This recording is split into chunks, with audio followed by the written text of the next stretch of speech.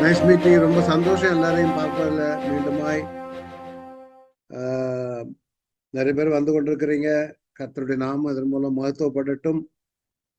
ஏற்கனவே சொன்ன வண்ணமாக நாம எபிரேய புத்தகத்தை படித்துக் கொண்டிருக்கிறோம். இதுவரையில 69 பாகங்கள் முடித்து 70வது பாகத்திற்குள்ளாக நாம் வந்திருக்கிறோம். சின்ன ஒரு பிரீஃப் இன்ட்ரோடக்ஷன் சொல்ல விரும்புகிறேன். எபிரேய புத்தகம் எபிரேயர்களுக்கு எழுதப்பட்டது, யூதர்களுக்கு. எதற்காக யூதர்களுக்கு எழுதப்பட்டது என்றால், இந்த யூதர்கள் யூத மார்க்கத்தை விட்டு கிறிஸ்துவை சொந்த ரட்சகராக முதலில் ஏற்றுக்கொண்டார். ஆனா நாளடைவில் அநேக இதர யூதருடைய நிர்பந்தத்தின் நிமித்தமாக கிறிஸ்துவை விட்டு பின்வாங்கி திரும்பவும் யூத மார்க்கத்திற்குள்ளாக சென்று விட்டார். அப்படியான நேரத்தில் தான் இந்த புத்தகத்தை எழுதியவன், நீங்கள் அப்படி திரும்பி செல்வது சரியல்ல, கிறிஸ்துவை பின்பற்றுவதே சரி, கிறிஸ்துதான் எல்லாவற்றிலும் நிறைந்திருக்கிறார், நீங்கள் திரும்பி சென்றிருக்கிற அங்கும் கூட கிறிஸ்துதான் நிறைந்திருக்கிறார், அதிலும் முக்கியமாக எல்லாருமே அங்கு காணப்படுகிற எல்லாருமே விசுவாசத்தினால் ஜெயம் பெற்றார்கள் என்பதை உறுதியாக காண்பிக்கிற ஒரு புத்தகம். அதிலும் முக்கியமாக நம்ம விசுவாசத்தை குறித்து பார்த்துக்கணும். ஏன்னா இது நம்முடைய அன்றாட வாழ்க்கையில நமக்கும் இது தேவை. நிறைய பேருக்கு விசுவாசம்னா என்னன்னு தெரியாது. உங்களுடைய விசுவாசமே உலகத்தை ஜெயிக்கிற ஜெயம்னு நான் நிறைய முறை காட்டுறேன். சோ 70வது பகுதிக்குள்ளாக அந்த விசுவாசத்தினால என்னெல்லாம் நடக்குங்கிறத இந்த நாள்ல நம்ம இன்னும் ஆழமாக பார்க்க போகிறோம்.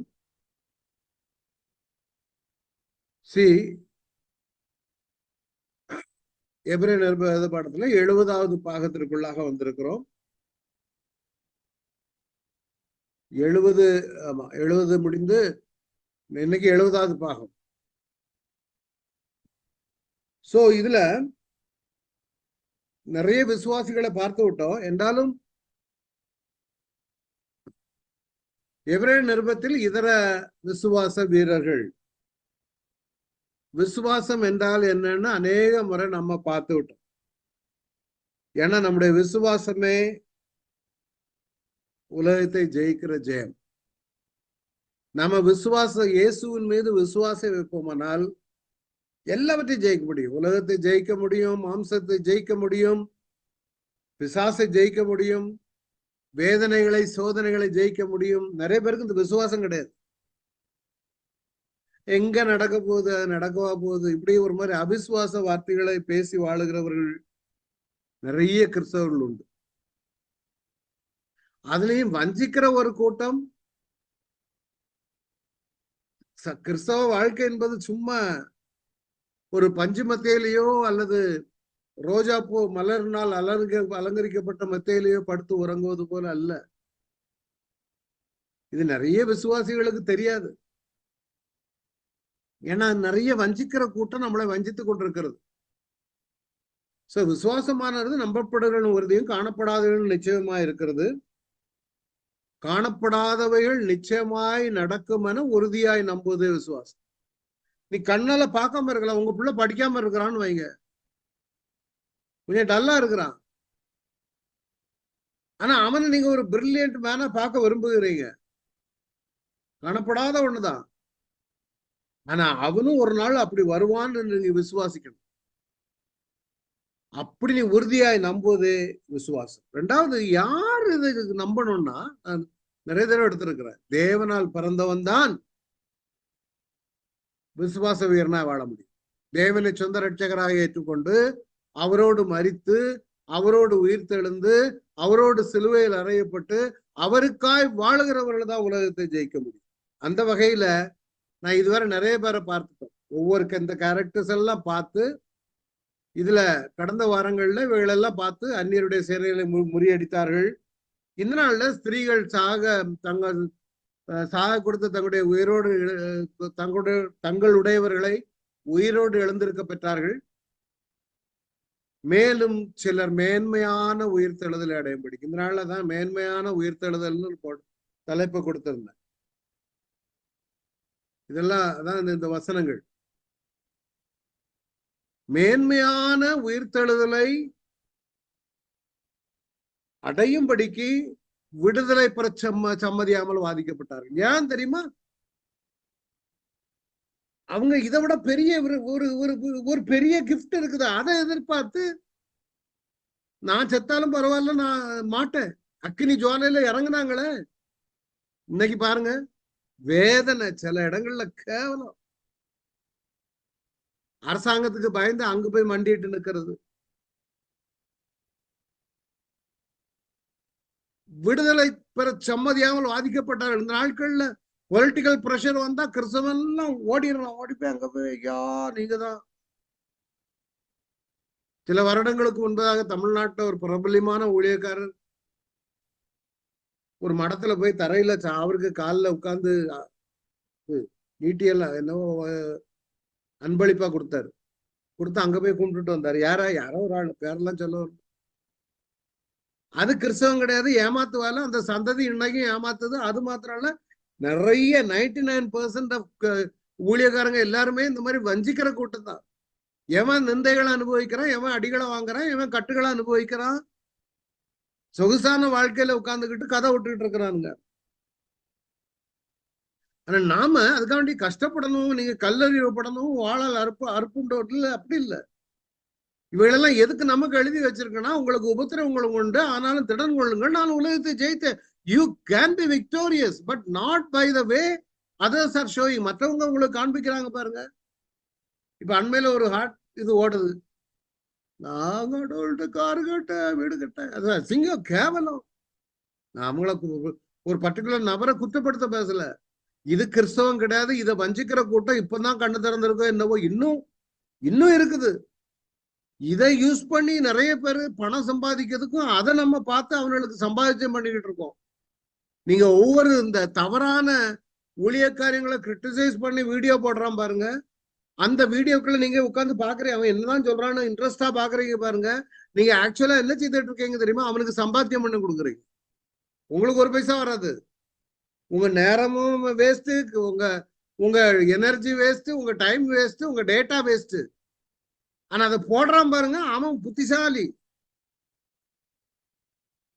நம்ம பைத்தியக்கார மாதிரி இதெல்லாம் பார்த்துக்கிட்டு அவன் சொல்றத பார்த்தியா இவன் சொல்றத பார்த்தியான்னு சொல்லிக்கிட்டு இருக்கிறோம். அது இல்ல விசுவாச வாழ்க்கை, அது இல்ல ஜெயம் பெற்ற வாழ்க்கை. விசுவாசத்தினாலே அக்கினியின் உக்கிரகத்தை அவித்தார்கள். அன்னைக்கு நேபுகாத்நேச்சர் சொன்னா நீ வணங்கணும், இல்லைன்னா நான் உன்னை அக்கினியில போட்டுருவேன். No, we will not. இன்னைக்கு எத்தனை பேர் ரெடியா இருக்கான்? எத்தனை பேர் நான் ரெடியா இருக்காங்க? நேர காலில் போய் விழுந்துருவானே, அவன் தான் ராஜா, அவனை விட்டா வேற யாரும் கிடையாது. எல்லாம் பொலிட்டிக்கல், எல்லாம் அரசியல் தான் நடந்துகிட்டு இருக்குது. ஏன்னா கிறிஸ்தவம் நடக்கல. கிறிஸ்தவங்கிறது வேற. நீங்களும் நானும் பாக்குற கிறிஸ்தவம் இன்னைக்கு இது கிறிஸ்தவம் இல்ல. இதெல்லாம் படாடோகம், ஆட்டமும் பாட்டமும் கொண்டாட்டமும். இது இல்ல கிறிஸ்தவம். எங்க இருக்குது இந்த மாதிரி இருந்தாங்கன்னு? எங்க இருக்குது? இவங்கெல்லாம் இயேசுவுக்காக, தேவனுக்காக தங்களுடைய ஜீவனையும் பாராமல் சாட்சியை காத்து கொண்டார்கள். ஆட்டுக்குட்டியாருடைய ரத்தத்தினால, சாட்சியின் வசனத்தினாலும் காத்து கொண்டார்கள் இருக்குது. அதனாலதான் 4வது ஆண்டவர் சொன்னாரு, அக்கினி கூட உள்ள போன 3 பேரும் விழுந்த உடனே இயேசு உள்ளுக்கு போயிருப்பாரு. ஏய் அனனியா, மிஷாயல், அசரியா, வெல் டன். இயேசு போய் கை கொடுத்திருப்பாரு 3 பேருக்கும். Well done. எனக்காக எவ்வளவு வைராக்கியமான. இன்னைக்கு எத்தனை பேரை கை கொடுக்குற மாதிரி வைராக்கியம் இருக்குது?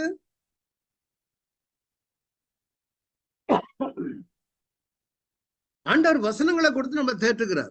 நமக்காக தான் கொடுக்கிறார். இன்னைக்கு உங்களுடைய பரிசுத்தமும் உங்களுடைய கீழ்ப்படுதலும் பாதிக்கப்படுமானால் அதுக்கு தலை வணங்காதுங்க. அங்க கர்த்தர் கிரியை செய்ய முடியாது.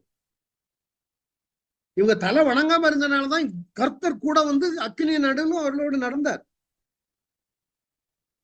நீ தேவனுடைய பிள்ளையாக இருந்தாதான் நீ தண்ணீர்களை கடக்கும் போது உன்னோடு இருப்பேன். நீ ஆறுகளை கடக்கும் போது அவள் உண்மையில் புரளுவதில்லை. நீ அக்கினி நடக்கும் போது வேகாது இருப்பாய். அக்கினி ஜுவாலை உண்மையில் பற்றாது. அதுக்காண்டி நீ தீல போய் சாடுங்கிறது இல்லை. ஒருவேளை ஆக்சிடென்ட் எல்லாம் உங்க வீட்டுல தீ பிடிச்சிட்டுன்னா அப்போ ஆண்டவரை நோக்கி கூப்பிடும் பொழுது ஒருவேளை காப்பாற்றுவார், காப்பாற்றாமலும் போகலாம். அதான் கிறிஸ்தவம். இந்த மூணு பேரையும் ஆண்டவர் 4வது நபரா போய் காப்பாற்றினார, எந்த நேரம் காப்பாற்றுவாருங்கிறது அவருக்குன்னு சில நேரங்கள் உண்டு. அவருக்கு வேணா காப்பாற்றுவாரு, இல்லைன்னா விட்டுருவாரு. இப்போ உதாரணத்துக்கு யோவான் ஸ்நானன் எடுத்துக்காங்க. 30 வயசு யங் பாய், பெரிய வயசு இல்ல, சிரச்சேதம் பண்ணிட்டாங்க. ஏன் விட்டார் ஆண்டவர்? மேன்மையான உயிர்த்தெழுதல். இதெல்லாம் அவங்களுக்கு ஒண்ணும் கிடையாது. அதான் நாம இன்னைக்கு வீடு என்ன, கார் என்ன, சாப்பாடு இல்ல, அது இல்ல, இது இல்ல, இப்படி நம்ம அங்கலாய்க்கிறோமே தவிர அவங்க அதை தாண்டி அக்கறையை பார்த்தார்கள்.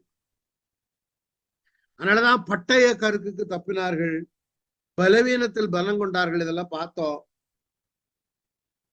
கிதியோன் எப்படி யுத்தம் பண்ணா கடந்த வாரம் இதெல்லாம் பார்த்தோம். அதனாலதான் அவனுடைய பலவீனத்தில் நமக்கு உதவி செய்கிறார். நீங்க ஆவியானவரோடு ஜெபிக்கும் பொழுது, நான் போன வாரம் சொன்ன அந்நிய பாஷையில ஜெபிக்கும் பொழுது ஆவியானவர் உங்களுக்காக ஜெபம் பண்ணுவார். அந்த ஒரு ஹேபிட்டுக்குள்ள வாங்க. சும்மா நேரங்களை வேஸ்ட் பண்ணிட்டு இதை பற்றி பேசிட்டு இருக்க கூடாது. கர்த்தர் எனக்காக யுத்தம் பண்ணுவார், கர்த்தர் எனக்காக யார்ட்டையும் செய்து முடிப்பார். அவரு என் கிருபை உனக்கு போதும், அதான் சொல்றாரு. நீ பலம் கஷ்டம் இருக்குப்பா, இருக்கட்டும். ஆனா ஏன் பலவீனத்துல என் பலம் பூரணமா வேணும். நீ என்ன நம்பு, என்ன சார்ந்தது. நான் உனக்காக யுத்தம் பண்ணுவேன், உனக்காக யார்ட்டையும் செய்து முடிப்பேன். அதனாலதான் பவுல் சொல்லுகிறான், என் பலவீனங்களை குறித்து நான் மிகவும் சந்தோஷமா மெனுவை பாராட்டம். ஏன்? எனக்கு பலவீனம் வரும் பொழுது அவருடைய கிருபை பெருசா விளங்கும். அதனாலதான் மேன்மையான உயிர்த்தெழுதலை அடையும்படி, இது ஒரு மேன்மையான உயிர்த்தெழுதல். நல்ல ஞாபகம் வச்சுக்காங்க, இது ஒரு முக்கியமான சம்பவம். மேன்மையான உயிர்த்தெழுதலை அடையும்படிக்கு இவங்களெல்லாம் விடுதலை பெற சம்மதியாமல். ஏன்னா இந்த மேன்மையான உயிர்த்தெழுதலை குறித்து அவங்களுக்கு ஒரு நம்பிக்கை இருந்தது. நான் உயிர்த்தெழும ஒரு நாள்ல அவரை சந்திப்பேன், அவர் மடியில போய் அமர்ந்திருப்பேன். மேன்மையான உயிர்த்தெழுதல். அதனாலதான் வேறு சிலர் மேன்மையான உயிர்த்தெழுதலை அடையும்படிக்கு விடுதலை பெற சம்மதியாமல் பாதிக்கப்பட்டார்கள். நிந்தைகளையும் அடிகளையும் கட்டுகளையும் காவலையும் அனுபவித்தார்கள். ஏன்? மற்றவங்க அடி வாங்க மாட்டான், கிறிஸ்தவன் தான் அடி வாங்குவான். ஆனா ஏன் காரணம் என்ன தெரியுமா? அடிச்சாலும் பரவாயில்ல. இப்ப கிரகாம் சயின்ஸ தீ போட்டு கொளுத்துனாங்கல்ல, அவர் என்ன செய்யிருப்பாரு? ஆண்டவரே உடைய கரங்கள்ல என்னுடைய ஆவை ஒப்புக்கொடு. பிள்ளைகிட்ட சொல்லிருப்பாரு, keep calling Jesus, keep calling Jesus. தீ பிடிக்கும் போது அதான் நடந்திருக்கும். ஏன்னா அவங்களுக்கு ஒரு மேன்மையான ஒரு இடம் உண்டு. அத உங்களுக்கும் எனக்கும் அந்த இடம் இருக்குங்கிறத இன்சிஸ்ட் பண்ணதுக்குதான் எழுத எடுத்துக்கிட்டு இருக்கு. பரீட்சை பார்க்கப்பட்டார்கள், பட்டயத்தினால் வெட்டப்பட்டு மரித்தார்கள், செம்மறியாட்டு தோல்களையும் வெள்ளாட்டு தோல்களையும் பொறுத்து கொண்டு தெரிந்து குறைவையும் உபத்திரவத்தையும் துன்பத்தையும் அனுபவித்தார். சும்மா விளையாட்டுக்கு இவங்கெல்லாம் இது பண்ணலப்பா. பட்டயம் அந்த நாட்கள்ல, ஆதி அப்போஸ்தலர் நாட்கள்ல பட்டயத்தினால வெட்டப்பட்டு மரித்தார்கள். நான் இன்னைக்கு வேற ஒரு இது எடுத்துட்டு வந்தேன். டென்னிஸ்னு ஒரு ஆளை தலையை வெட்டின பிறகு கீழே விழுந்த தலையை அந்த சரீரம் தூக்கிச்சுதான், தூக்கி பிரசங்கம் பண்ணாரு அப்படின்னு ஒரு சரித்திரம் சொல்லுது. அது நான் ரொம்ப ஹொரபிளா இருந்துச்சு. நான் என்ன நானே சில சமயங்கள்ல பைபிள் ஸ்டடி ப்ரிப்பேர் பண்ணிட்டு இருக்கும்போது என்ன நானே பேசிட்டு சில சமயங்கள்ல அது இளங்கோ இது வேண்டாண்டி தூரப்படு, அதை எடுக்காத, அது கொஞ்சம் ஹொரபிளா இருக்குது அப்படின்னு நானே கரெக்ட் பண்ணும். நான் பார்த்தா என்ன நீங்க பாத்தீங்கன்னா பைத்தியக்கார மாதிரி இருக்கும் உங்களுக்கு. என்னடா அவனே பேசிட்டு இருக்காங்க. சில சமயங்கள்ல ஆண்டவரோட பேசும்போது அப்படிதான் இருக்கும். இவர்களெல்லாம் சும்மா இல்ல, பட்டயத்தினால வெட்டப்பட்டாருன்னா சும்மா இல்ல. அங்கே அவன் கெபிக்குள் போய் தங்கின இல்லையா? இதோ கர்த்தருடைய வார்த்தை அவனுக்கு உண்டாகி, எலியாவே நீங்க இங்க என்ன பண்ணிட்டு இருக்க? எலியாவுடைய நாட்கள் அதற்கு அவன் சேனைகளின் தேவனாகிய கர்த்தருக்காக வெகு பக்தி வைரேகமா தான் இருந்தேன். ஆனா இஸ்ரவேல் புத்திரர் எல்லாம் உடன்படிக்கையை தள்ளி விட்டார்கள். உடைய பலிபீடங்களை இடித்து உடைய தீர்க்க தரிசிகளை பட்டயத்தினால் கொண்டு போட்டார்கள். எங்க கொஞ்சம் ஆண்டவருடைய நாமத்தினால எவனாவது பேசிட்டா உடனே அவனை க்ளோஸ். இதெல்லாம் நடந்துச்சு. பழைய ஏற்பாட்டுல தீர்க்க தரிசிகள் ராஜாவுக்கு பிரியமான தீர்க்க தரிசனம் சொல்லலன்னா வெட்டிவிடுவோம். இந்த நாட்கள்ல நாம ராஜாவுக்கு பிரியமான தீர்க்க தரிசனம் சொல்லல, உன்னை வெட்ட போறேன்னா அடுத்த நாளே நம்ம சொல்லுவோம், இவரை ஆசீர்வதிக்கிறார், இவர் தான் தேவனால் உண்டாக்கப்பட்ட தலைவர் என்றுவோம். ஏன்னா எல்லாரையும் அனுசரிச்சு போனோம், அதான் ஊழியம், அப்பதான் நடக்கும். அப்படி அல்ல. இன்னைக்கு எல்லாரையும் ஏமாத்துக்காரனை ஏமாத்துறதுக்கு ஒரு கூட்டம், அரசியல் அதிகாரத்தை பயன்படுத்தி அமுக்கும் பொழுது அதுக்கு நான் பணிந்து போகிற ஒரு கூட்டம். நீ ஊழியத்தை செய்துகிட்ட ஏன் இந்த மாதிரி காரியங்கள் எல்லாம் பண்ணணும்? அங்க பாருங்க, தீர்க்க தரிசிகள் எல்லாம் கொண்டு போட்டாங்க. அந்த சில தீர்க்க தரிசிகளை பின்வாங்கி இருக்கலாம் மாட்டேன். எப்படி சாதராக் மேஷாக் ஆபேத்நேகோ நின்னாங்களோ அதே மாதிரி இந்த தீர்க்க தரிசிகள் எரேமியாவை என்ன பாடுபடுத்தினானுங்க. உளையான சேற்றுக்குள்ள தூக்கி போட்டான.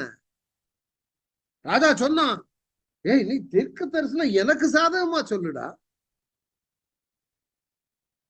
இல்ல இல்ல நீ கொண்டு போயிருவான், அவன் பாபிலோன் ராஜா கொண்டு போயிருவான். சரி தனியா கூப்பிட்டான், தனியா ரூம்ல கூப்பிட்டு, ஏய் எரேமியா உள்ளத சொல்லு, உள்ளத சொல்லு.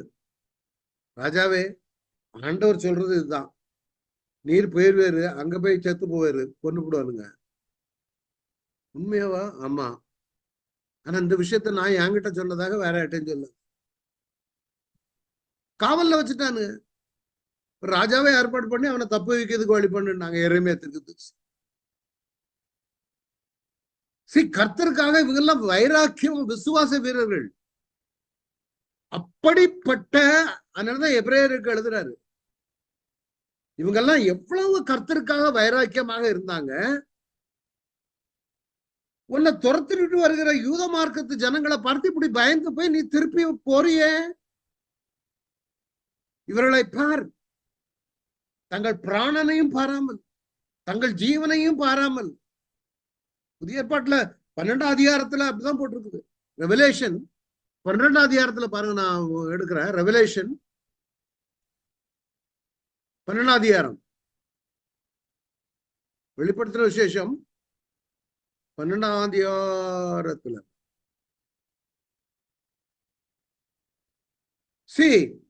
வானத்திலே ஒரு பெரிய 10ஆம் வசனம், வானத்திலே ஒரு பெரிய சத்தம் உண்டாகி, ரட்சிப்பும் வல்லமே நம்ம தேவனுடைய ராஜ்யமும் அவருடைய கிறிஸ்துவின் அதிகாரம் உண்டாயிருக்கிறது. இரவும் பகலும் நம்முடைய தேவனுக்கு முன்பாக நம்முடைய சகோதரன் மேல் குற்றஞ்சாமத்தும் பொருட்டு அவர்கள் மேல் குற்றம் சாட்டுகிறவன் தாழ தள்ளப்பட்டு. 11ஆம் வசனம் தான் நான் சொல்ல வருது.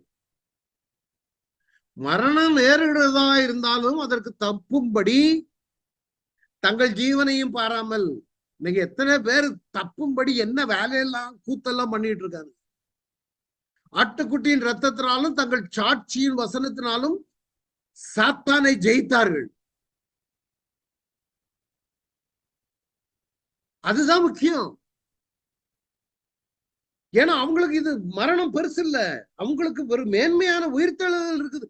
அந்த உயிர்த்தெழுதல்ல நம்பிக்கை இருக்கிறவன் இந்த உலகத்தில் உள்ள இந்த சின்ன உபத்திரவங்களுக்கெல்லாம் பயப்படும். முன்னாடி ஒரு ஆளு சொன்னாரு, ஒரு சம்பவம் நடக்கும்போது அவருக்கு சொந்த மகளை ஒரு பையன் கடத்திட்டு போறானா கண்ணு முன்னா, இவருக்கு முன்னால. அப்ப அவர்கிட்ட கேட்டா, உங்க மகளை தூக்கிட்டு போனான்னு. எப்போ அவன் கத்திலாம் வச்சிருந்தா என்ன குத்தி விடுவான்ல, அது பார்த்துக்கிட்டு நீ நின்று கூட சாகிறதே மேலு. கர்த்தருக்காக அது மாதிரி நம்ம ஜீவனே போனாலும் பரவாயில்ல. அதான் விசுவாசம். வியாதி வந்து நீங்க நம்ம வியாதியே வருது, ஆக்சிடென்டே வருது, உயிரே போறோம், அழ வேண்டிய அவசியம் கிடையாது. முன்னாடி ஒரு இடங்கள்ல சில ஒரு நிமிஷம் ஒரு ஒரு வாலிப பையன் மரண படுக்கையில இருக்கும் பொழுது ஒரு நபர்கிட்ட கேட்டேன், நீங்க அங்க போனீங்களா, ஜெபம் பண்ணீங்களா? எங்க பிரதர் ஜெபம் பண்ண? சின்ன பையன் கேன்சரு. ஆமா. அவன் சொன்னேன் ஆண்டவரை குறித்து என்ன சொல்ல, அவன் அழுதுகிட்டு இருக்கான் ஒரு பக்கம், நான் அந்த பக்கம் அழுதுட்டு வந்தேன். என்ன சொல்லணும்? மன உனக்கு நீ பரவாயில்ல, ஜீவன் the other side is God is waiting for you, don't worry, don't cry. See, நான் நிறைய மரணப்படுக்கைகள்ல நிறைய பேர்ட்ட பேசுறேன். வயசான பாட்டிமார அவங்ககிட்ட எல்லாம் பேசும் பொழுது ஒரு பாட்டிகிட்ட எல்லாம் சொல்லியிருக்கேன், பாட்டி கர்த்தரன் மேய்ப்பரா இருக்கிறார். அப்ப அவங்களுக்கு அந்த வசனங்களை ஞாபகப்படுத்தி விடுது. ஆஸ்பத்திரியில போனா நம்ம ஜபிக்கணும். அவங்களுக்கு இந்த வாழ்க்கை ஒண்ணு இல்லப்பா, இது ஒட்டுன்னு போயிருமே. பட்டயத்தினால கொண்டு போட்டார்கள். அதான் விசுவாசம். என்ன விசுவாசம்? நான் அவரோடு கூட எழும்புவேன். சி கிரியாத்தாரும் ஊரானாகிய செமாயாவின் குமாரன் உரியா என்னும் ஒரு மனுஷனும் கர்த்தருடைய நாமத்தினால தீர்க்க தரிசனம் சொல்லுகிறவன். அவனும் எரேமியான் வார்த்தைகளுக்கு சமமாக இந்த நகரத்துக்கும் தேசத்துக்கும் விரோதமாக தீர்க்க தரிசனம் சொன்னான். எரேமியா மாதிரி இவன் பேரு உரியா. அப்போ யோயாக்கிம் ராஜா இருக்கிறான். யோயாக்கிம் ராஜாவும் அவனுடைய சகல பராக்கிரமசாலிகளும் பிரபுக்களும் அவன் வார்த்தைகளை கேட்டபோது அவனை கொண்டு போடும்படி தெரிவித்தான். அவனுக்கு தெரிஞ்சிருக்குமா? உரியா அதை கேட்டு பயந்து ஓடி போய் எழுத்துல சேர்ந்தான். உரியா நினைச்சிருந்தா யோயாக்கிம்ட்ட சொல்லியிருக்கலாம், ராஜா முதல்ல ஆண்டவர் அப்படிதான் சொன்னாரு, அவன் தன்னுடைய உயிரை காப்பாற்ற வேண்டும் என்று உரியா நினைத்திருந்தால் அவன் ஸ்டேட்மெண்ட்டை மாத்திருக்கலாம். ஆண்டவர் சொன்னது உண்மைதான், ஆனா பிறகு 2வது கணவனை வந்து சொல்லிட்டாரு, இல்ல இந்த தேசம் பாதுகாக்கப்படும், ஒரு அழிவும் வராது. ஆனா அவன் சொல்லல.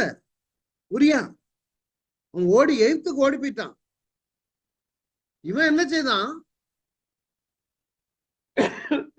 எய்த்துக்கு இவனுக்கு வேண்டிய ஆளுகள் எல்லாம் அங்க அனுப்பி என்ன சொல்லியிருப்பாங்க? உரியாட்ட போய் இவனை சொல்லியிருப்பாங்க. யாரெல்லாம்? எல்நாத்தான் கூட போய் 2-3 பேர் அவங்க கூட போய், உரியாவே ராஜா உனக்கு வெகுமதி வச்சிருக்காரு, அவரு கோபமெல்லாம் தணிஞ்சிட்டு கொஞ்சம் வா. இவர் உரியாவை அங்கிருந்து எய்த்துல இருந்து நான் அவனை கன்வின்ஸ் பண்ணி, உனக்கு ஒண்ணும் நடக்காது வா, கொண்டு விட்டதுதான் உண்டு. அவனை பட்டயத்தாலே அவனை வெட்டி அவன் உடலை நீச ஜனங்களின் பிரேத குழிகள் இடத்தில் எரிந்து விட்டான். அப்ப அந்த உரியா எவ்வளவு வைராக்கியமா இருந்தா பாருங்க. பட்டயத்தினாலே வெட்டப்பட்டு மரித்தான். அவன் நினைச்சிருந்தா அறுதலிச்சிருக்கலாம்.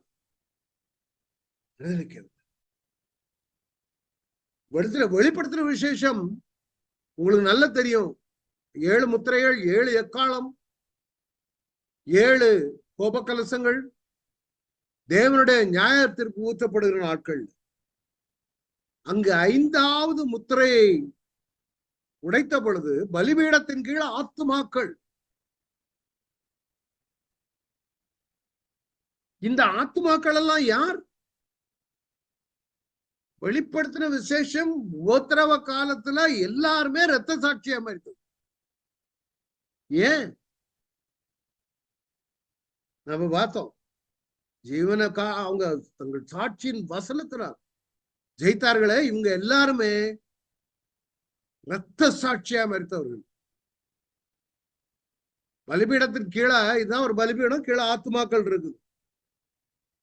5ஆம் முத்திரையில் அவர் 5ஆம் முத்திரையை உடைத்த போது தேவ வசனத்து நிமித்தமும் தாங்கள் கொடுத்த சாட்சி நிமித்தமும் கொல்லப்பட்டவருடைய ஆத்துமாக்கள் பலிபீடத்தில் கீழ் கண்டேன்.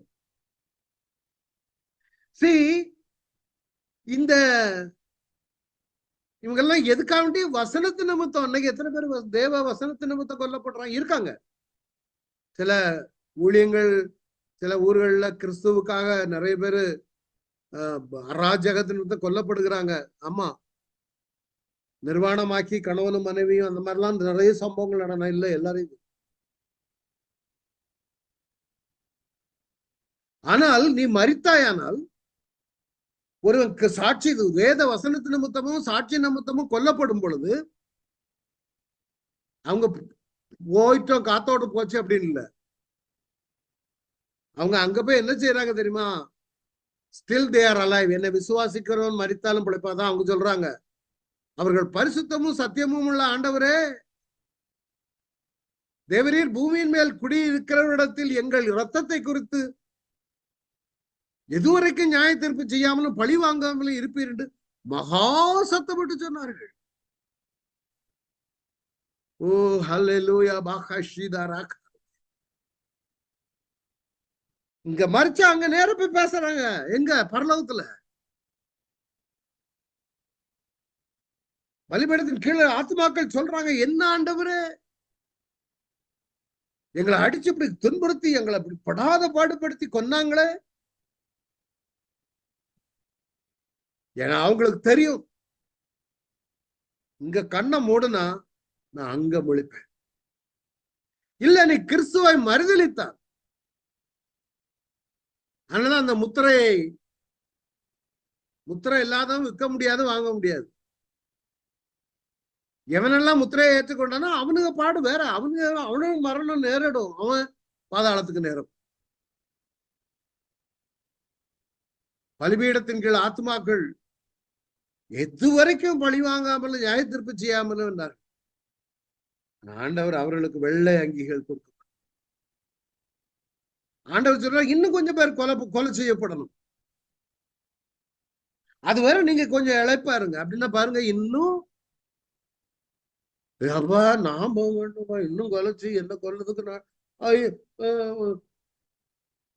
போய் மகட அங்க இங்க எங்கேயோ ஒரு கோயில்ல போய் ஓகே நீங்க தான் தெய்வம், மடாதிபதி கிட்ட போய் மடாதிபதியை நீங்க தான் தெய்வம்.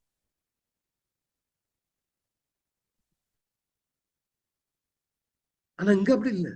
இன்னும் எப்படி கம்ஃபர்ட் பண்றாரு, உங்களை மாதிரி இன்னும் கொஞ்சம் பேர் சாக வேண்டியது இருக்குது. அதான் ஏன் கிறிஸ்தவம் உண்மையான கிறிஸ்தவம்.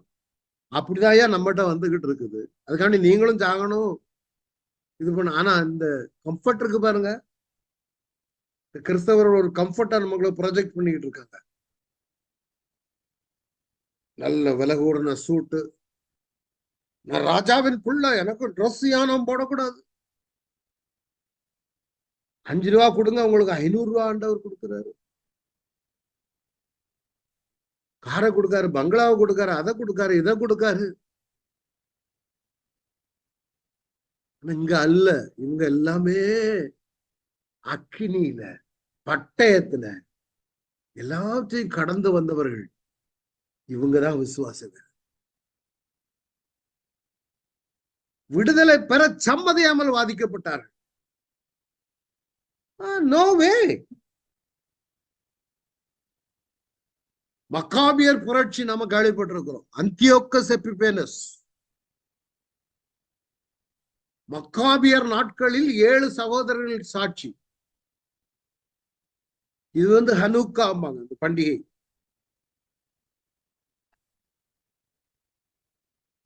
படாத பாடுபடுத்தினா அந்தியோக்கஸ் எபிபேனஸ். குழந்தைகளை தாயாருடைய கழுத்துல கட்டி தூக்குல போட்டான். சொந்த தாயினுடைய கழுத்துல கயிறை கட்டி குழந்தைய கொன்னாங்க. ஆனா அவர்களெல்லாம் என்ன பண்ணாங்க தெரியுமா? நோவே. அதனாலதான் அங்க கொடுத்திருக்கிற மக்காபியர் நாட்களில் 7 சகோதரர்களின் சாட்சி. ஒரு தாய்க்கு 7 பிள்ளைங்க. நான் எதுக்கு கொண்டு வந்திருக்கேன்னா, இதெல்லாம் உங்களுக்கு வேணும், தெரிஞ்சிருக்கணும். மக்காபியர் புஸ்தகம் இருக்குன்னா படிங்க. கத்தோலிக்க பைபிள் இருக்குன்னா ஒண்ணு வாங்கி வச்சுக்க, தப்பு இல்லை அதெல்லாம் படிக்கிறது. என்கிட்ட ஒரு நம்ம அங்க வந்திருக்கிற எஸ்பி செல்வன் ஒரு பைபிள் அந்த நாட்கள்ல கொடுத்தாரு. ஒரு 10-20 வருஷத்துக்கு முன்னால அபுதாபியில இருக்கும்போது எனக்கு அதை பிரதர் இதை வச்சு இப்போ அதை ரெஃபரன்ஸுக்கு யூஸ் பண்ணிட்டு மக்காபியன் ரிவோல்ட், ஆன்டி-செலூசிட் ரிபல்லியன் இன் ஜூடேயா. பிள்ளைகளுக்கு விருத்த சேதனம் செய்யக்கூடாது, தோரா எரிக்கப்பட்டது, பலிபீடத்தில் பன்றி கொல்லப்பட்டது, அவனுக்கு ஒரு சிலையை வைத்து ஜனங்களை வணங்கும்படி வற்புறுத்தினான். ஜனங்கள் பணியவில்லை. அதான் இந்த அக்காலத்தில் 7 சகோதரர்கள் 7 அவருடைய தாதும் கைது செய்யப்பட்டார்கள். சட்டத்துக்கு முரணாக பன்றி இறைச்சியை உண்ணும்படி மன்னன் கட்டாயப்படுத்தினார். அவங்க என்ன சொன்னாங்க தெரியுமா? சட்டங்களை மீறுவதை விட நாங்கள் இறக்க துணிந்திருக்கிறோம் என்று. கொப்பரையையும் தட்டுகளையும் சூடு பண்ணி, பெரிய பாத்திரத்தை சூடு பண்ணி அதுக்குள்ள ஜனங்களை போட்டு வறுத்து எடுத்திருக்கிறோம். நாக்க துண்டித்து இருக்கிறான், கை கால்களை வெட்டி இருக்கிறான், அகண்ட தட்டில் போட்டு வாட்டும்படி கட்டளையிட்டாய் மனுஷர்களை. ஆனாலும் அவர்கள் மறுதளிக்கவில்லை. ஒரு சரித்திரம் சொல்லுகிறது, குழந்தை அப்படி ஒரு 10 பேசக்கூடிய குழந்தை தாய்க்கு முன்னால சொல்றாங்களா, அந்த குழந்தைய நாங்க காலை பிடிச்சு தூக்கி செவர்ல அடிக்க போறோம். இதுதான் குழந்தை தூக்கி காலில் அடிக்க போறோம், செவர்ல அடிக்க போறோம். இயேசுவை மறுதலிக்கும் போது அந்த குழந்தை கையில இருந்துட்டு சொல்லுதான், அம்மா அம்மா தயவு செய்து மறுதளிக்காதுங்க அம்மா, இயேசுதான் நம்முடைய தேவன், நான் இயேசு கிட்ட போறேன்.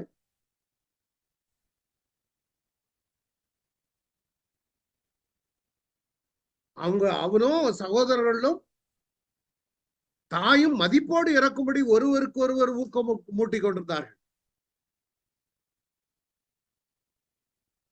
ஆண்டவர் தமது ஊழியர்கள் மீது இரக்கம் காட்டுவார். முதல் சகோதரர் இறந்தாச்சு, 2ஆம் அவரை கூட்டிட்டு வந்தானுங்க. அவருடைய தலையின் தோலை முடியோடு பாருங்க. இதெல்லாம் எதுக்கு சொல்ல வரேன்னா, சும்மா ஒண்ணு நம்ம கையில கிறிஸ்தவம் வளர்ந்து வரல. பெரிய கன்வென்ஷன் நடத்தி ஒண்ணுங்க வரல. உங்கெல்லாம் தலையில தோலை முடியோட உரிக்கிறான். சரி, அதனால அவங்க சொல்றாங்க இந்த இருக்கு பாருங்க, ஆனால் நாங்கள் இறந்த பின் என்றென்று வாழுமாறு அனைத்துலக அரசர் எங்களை உயிர்த்தெழச் செய்வோம். இது வேற, இந்த தமிழ் கொஞ்சம் வித்தியாசமா இருக்கும். ஏனென்றால் நாங்கள் இறப்பது அவருடைய கட்டளைகளின் பொருட்டே. 3வது நபரை கொடுமைப்படுத்தினாங்க. அவன் இணங்க மறுத்தது உடனடியா நாக்கையும் கையும் இல்லைட்டான, வெட்டுங்க, இந்தாங்க வாங்க வெட்டுங்க வெட்டு.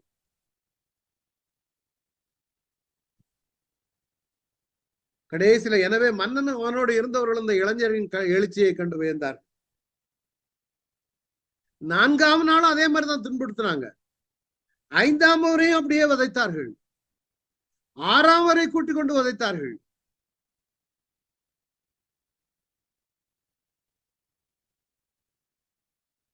அவரும் உயிர் பீரி 6ஆம் நபர் சொல்றான், உயிர் பீரி வேளையில் ராஜா கிட்ட, நீ வீணாக ஏமாந்து போகாது. சாரி,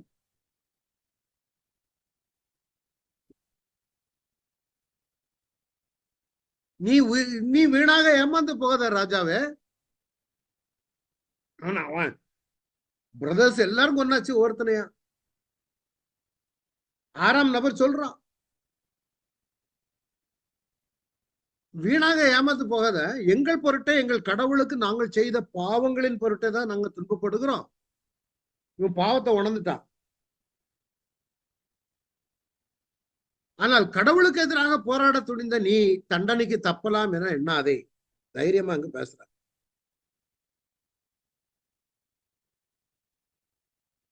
அவங்க தாய் சொல்றாங்க, மக்களே நீங்கள் என் வயிற்றில் எவ்வாறு உரிமையான அறிவீர்கள், அதெல்லாம் கதைகள்லாம் அந்த அம்மா சொல்லுது.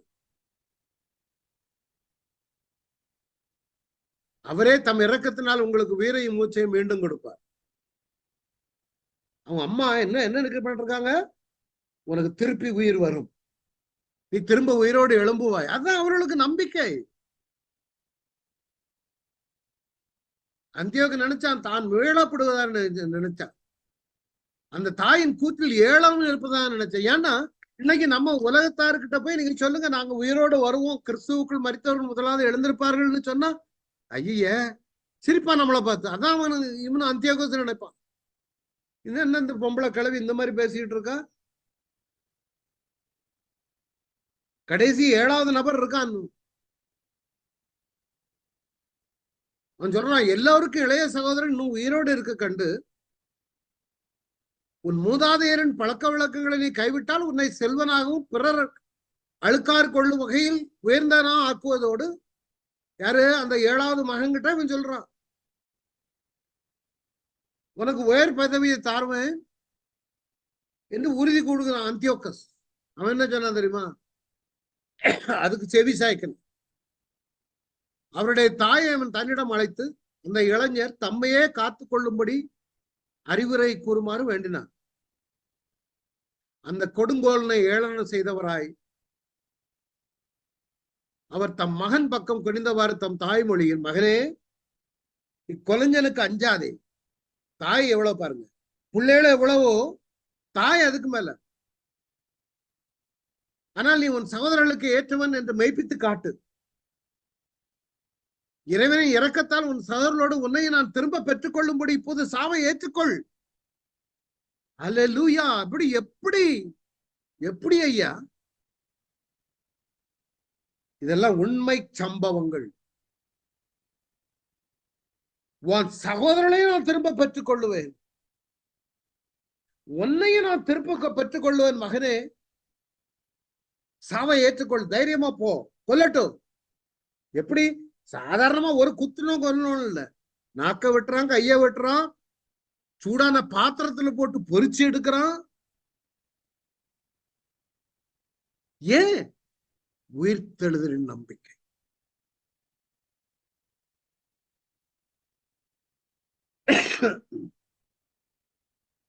தாய் பேசி முடிப்பதற்குள்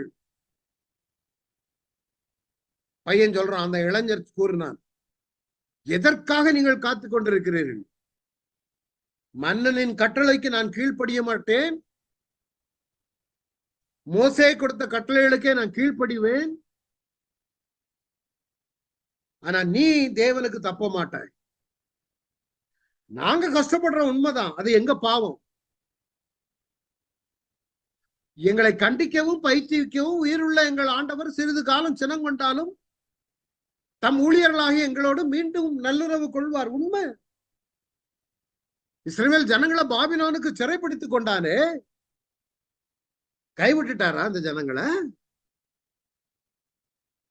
கீழ்ப்படியாத நிமித்தமாக உலகமெங்கும் கிபி 70 சிதறடித்தார்களே யூதர்கள், தேவன் கைவிட்டு விட்டாரா? திரும்பியும் அவர்களை பூமியின் 4 மூலைகளில் இருந்து கூட்டி சேர்த்து இஸ்ரவேல் என்று ஒரு வல்லமையான தேசத்தை உருவாக்கவில்லையா? ஜஸ்ட் அதை திங்க் பண்ணி பாருங்க. இவங்கெல்லாம் சின்னம், ஆண்டவர் சினம் கொள்ளுவார், ஆனா உருக்கமான இரக்கங்களால் உன்னை சேர்த்துக் கொள்ளுவார். நீ கடைசி பரியந்த எனக்கண்டு உண்மையானவனாக இரு. சின்ன இதுகளுக்கெல்லாம் அடிபணிஞ்சு விடாதங்க. கர்த்தர் நமக்காக தும்பிடுவார், கர்த்தர் உனக்காக யாவற்றையும் செய்து முடிப்பார். சாகும் தருவாயில் அவங்க சொல்றாங்க, நாங்க கஷ்டப்படுறது உண்மைதான், அது எங்க தப்புதான், ஆனா எங்க தேவன் எங்களை கைவிட மாட்டார். அந்த மனம் திரும்புதெல்லாம், அந்த கன்விக்ஷன் வந்துச்சுன்னா பிரதர் சிஸ்டர், ஒண்ணுக்குமே மரணமே நேரிடுறதா இருந்தாலும் தங்கள் ஜீவனையும் பாராமல் ஆட்டுக்குட்டியின் ரத்தத்தினால தங்கள் சாட்சியின் வசனத்தினால்தான் நமக்கு வேணும். உங்ககிட்ட ஆட்டுக்குட்டியின் ரத்தம் இருக்குமானால், கழுவப்பட்டவனா இருக்குமானால், நீ சாட்சியை காத்துக் கொள்ளுவோமானால் மரணத்துக்கு பயப்பட வேண்டிய அவசியமே கிடையாது.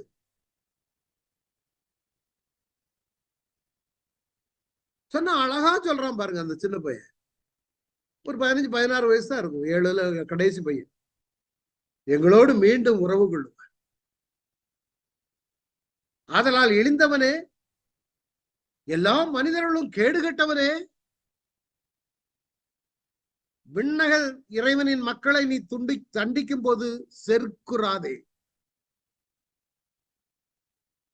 உறுதியற்றவற்றை நம்பி திமிர் கொண்டு துள்ளாதே. அழகா எழுது.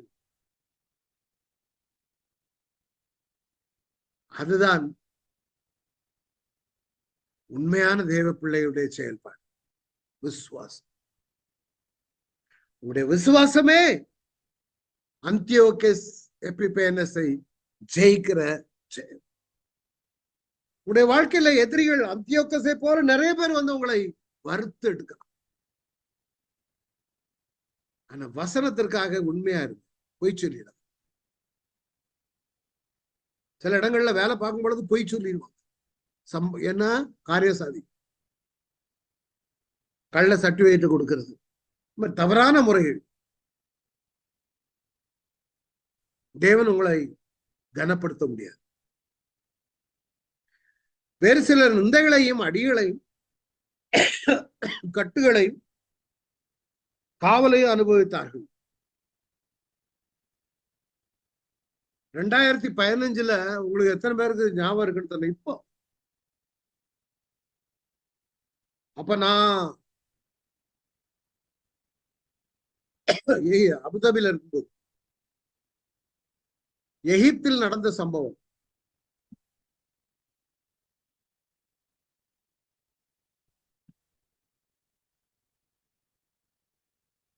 இவங்கெல்லாம் காப்டிக் கிறிஸ்டியன்ஸ்.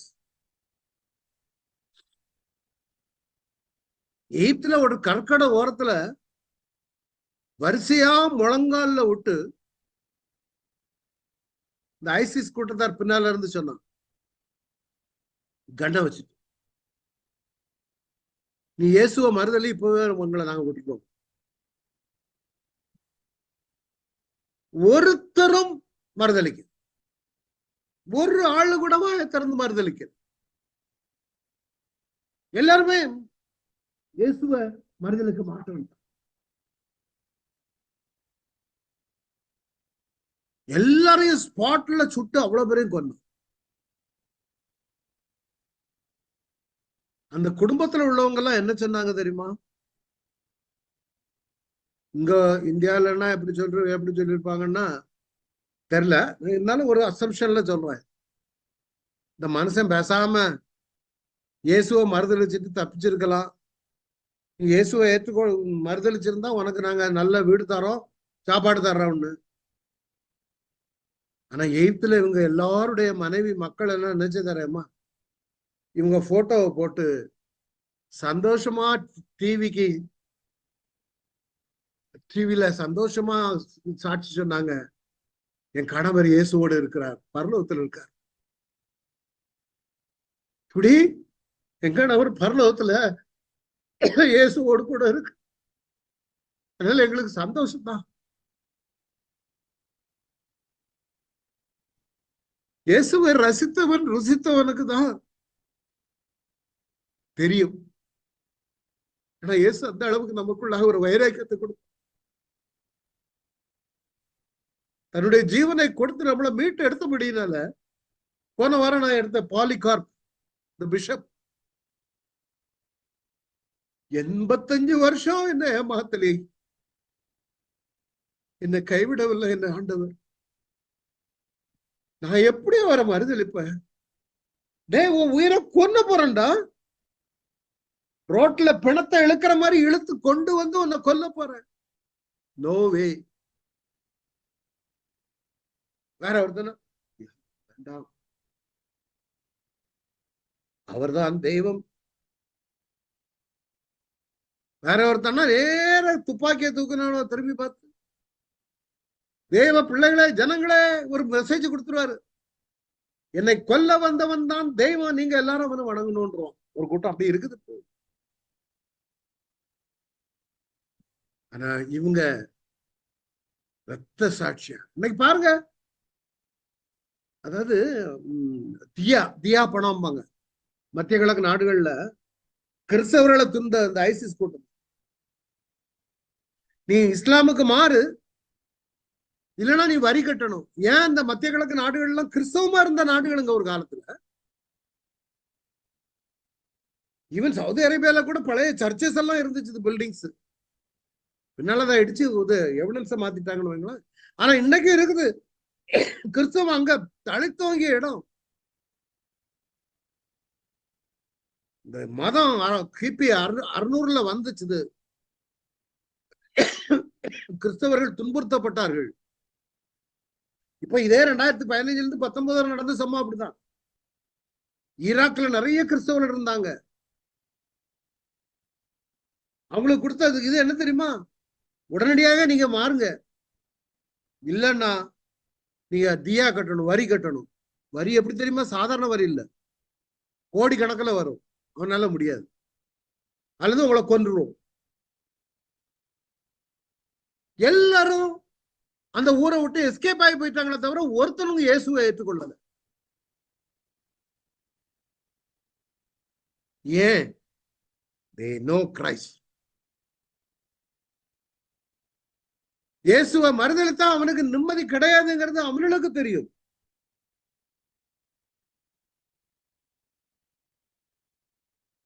வேறு சிலர் கட்டுகளையும் காவல்களையும் நிந்தை. சாம்சன் எடுத்துக்காங்க, அவனை கொண்டு வந்து கேலி பண்ணாங்க. மன மகிழ்ச்சியா இருக்கும்போது யாரு? பெலிஸ்தியர்கள். நமக்கு வேடிக்கை காட்டும்படிக்கு சிம்சோனை கூட்டிக் கொண்டு வாருங்கள். இவன் எவ்வளவு ஒரு பலசாலி, எவ்வளவு ஒரு தைரியசாலி, தேவனுடைய வல்லமையான நிரப்பப்பட்டவன்.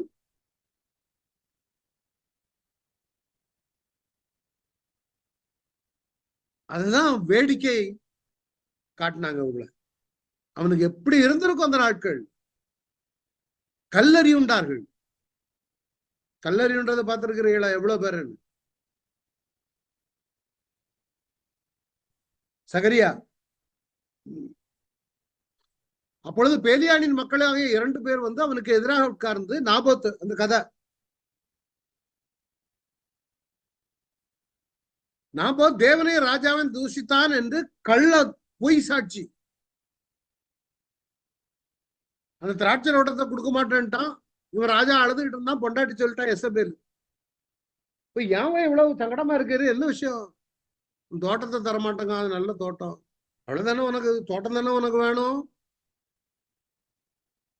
சரி, 2 பேரை கூப்பிட்டான். கூப்பிட்டு சொன்னாரே, அந்த நாபோத்தை கொல்லணுமே, என்ன வழி? ஒண்ணு இல்ல, தேவனையே ராஜாவன் தூஷித்தான்னு சொல்லு, அதை சொல்லி அவனை கொண்டுவிடுவோம்.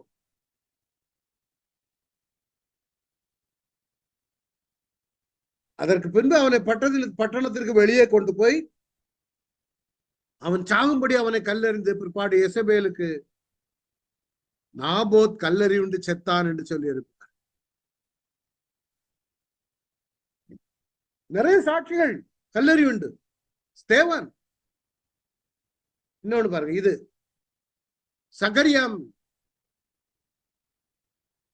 தேவனுடைய ஆவி ஆசாரியனாகி, இது ஆசாரியன் சகரியன் தீர்க்கதரிசி சகரியாவின் மேல் இறங்கினதினால் அவன் ஜனத்திற்கு எதிரே நின்று, நீங்கள் கர்த்தருடைய கற்பனைகளை மீறுகிறது என்ன? இதனால் நீங்கள் சித்தி பெற மாட்டீர்கள் என்று தேவன் சொல்லுகிறார். நீங்கள் கர்த்தரை விட்டு விட்டதனால் அவர் உங்களை கைவிடுவார் என்றார். அதனால் அவர்கள் அவனுக்கு விரோதமாக கட்டுப்பாடு பண்ணி கர்த்தருடைய ஆலய பிரகாரத்தில் ராஜாவினுடைய கற்பனையின்படி அவனை கல்லறிந்து கொண்டார்கள். இவன் யாரு தெரியுமா? ஆசாரியன். இந்த ஆசாரியனை கல்லறிந்து கொள்றாங்க. யாரு? ராஜா. அவன் தன்னுடைய ஸ்டேட்மெண்ட்டை மாத்தி இருக்கலாம். ஆவியானவ இறங்குனதுதான் சொன்னது. ஸ்தேவான பாருங்க, அதே மாதிரிதான் ஸ்தேவான் கொண்டுங்க. வானங்கள் திறந்திருக்கிறதையும் மனுஷகுமாரன் தேவனுடைய வலது பாரத்தில் இருக்கிறதையும் காண்கிறேன். உடனே அவனெல்லாம் காதை குத்திட்டான். ஐயோ, இவன் தூஷணம் தேவ தூஷணம் சொல்றானே. அவன் நகரத்துக்கு புறம்பே தள்ளி கல்லறிந்தார்கள். இல்ல பக்கத்துல சவுல் வேற துணியெல்லாம் வாங்கி வச்சுக்கிட்டு இருக்கான். அப்பொழுது கர்த்தராய் இயேசுவே என் ஆவியை ஏற்றுக்கொள்ளும் என்று ஸ்தேவான் தொழுதுகளை இயேசுவை ஆவியை ஏற்றுக்கொள்ள நான் அங்க வரேன், முடிஞ்சதுங்க, நான் அங்க வரேன், முடியல, அங்க வரேன், கண்டினியூஷன். அந்த நேரத்திலையும் இவர்கள் மேல் இந்த பாவத்தை சுமத்தாதிரும், இயேசு சொன்ன இதுதான் என்று சொல்லி நித்திரை அடைந்தார். வேறு சிலர் வாளால் அற்புண்டார்கள். மனாசேயுடைய நாட்கள், Manasseh was the worst king in the history of Israel. இஸ்ரேலுடைய சரித்திரத்திலேயே மனாசே மோசமான ஒரு ராஜா. அதிக வருஷம் 50 வருஷத்துக்கு மேல ஆட்சி செய்தவன். பிள்ளைய வளர்த்த விதம் சரியில்லை. அப்பாக்காரரு என் காலத்துல நல்லா இருந்தா சரிதான், முன்னாடி விளக்கம் கொடுத்துருங்க, என் பிள்ளை காலத்துல எப்படி இருக்கட்டும். தோராக வேதாகமும் வாசிக்கப்படவில்லை, பலிகள் கிடையாது, பண்டிகைகள் கிடையாது, ஊர்ல உள்ள விக்கிரகங்கள் எல்லாம் உள்ள கொண்டு வச்சான். ஏசாயா தீர்க்கதரிசி வல்லமையான ஒரு தீர்க்கதரிசி. அவன் வாளால் அறுப்புண்டா, இது சரித்திரம் சொல்லுகிறது. மனாசேயின் ஆட்சி காலத்தில் ஏசாயா வாளால் அறுப்புண்டு இறந்ததாக யூதர்களின் தால்மூத் கூறுகிறது.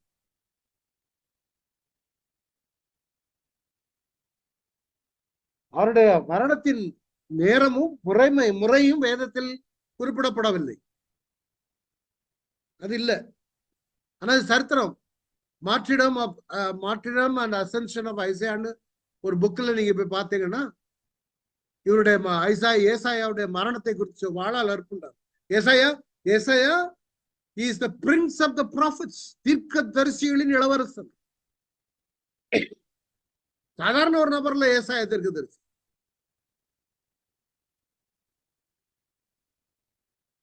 அறுபத்தாறு அதிகாரங்களை எழுதினார். முதல் 39 அதிகாரங்களும் பழைய ஏற்பாட்டுக்கு சமம். வனாந்தரத்தில் கூப்பிடுவருடைய சத்தம் 40ல தொடங்கும். 40ல இருந்து 66 வரை புதிய ஏற்பாட்டுக்கு சமம். ஏசாயா புத்தகமே it's like a compressed Bible, குறுக்கப்பட்ட ஒரு வேதாகமத்தை போல உள்ளது. அப்படி ஒரு வல்லமையான தீர்க்கதரிசியை, இத்தனைக்கும் அரச குடும்பத்திலிருந்து வந்த தீர்க்கதரிசி இவர்.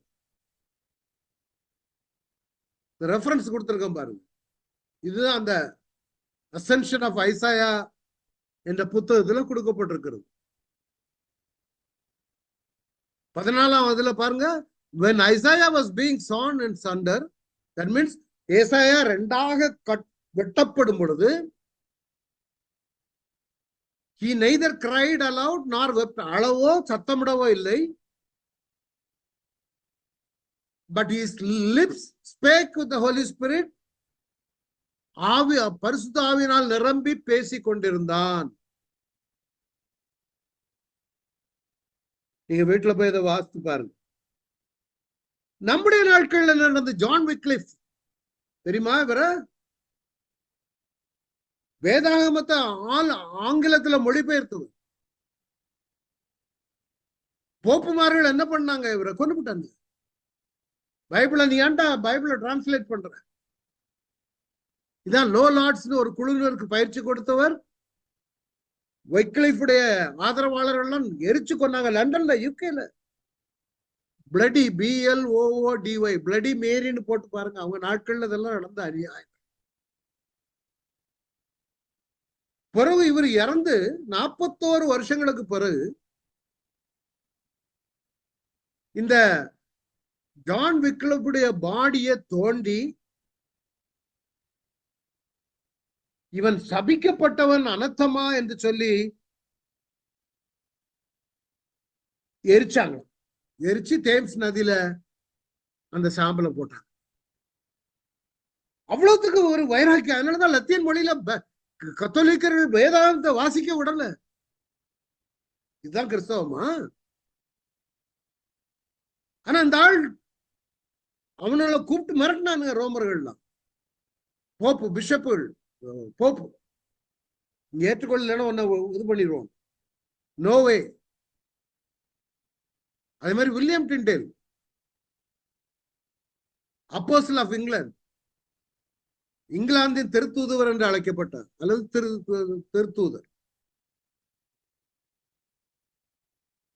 கிரேக்க மொழியில இருந்து மொழிபெயர்த்தவர் ஆங்கிலத்துக்கு விருதுனாலதான் நம்ம கையில பைபிள் வந்து நிற்குது.